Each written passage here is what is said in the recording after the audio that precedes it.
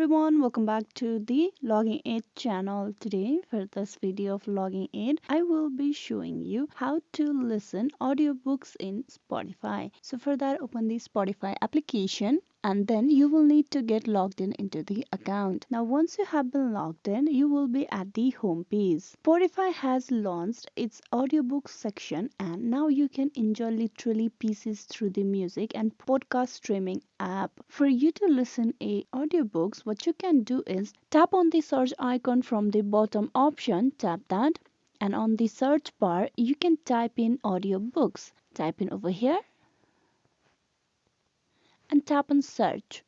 Once you tap on search, you will be given with the list of audiobooks that is available on Spotify. From there, you will be able to listen to them without any problem. Unlike music and podcasts, Spotify audiobooks aren't fully free. Some of them might be, but not all the audiobooks that are in here are free for you to listen. So you will need to pay up before you can start listening. This is one way how you can listen to the audiobooks on Spotify. But if you want to listen to a particular audiobooks, what you can do is type in on the search bar over here,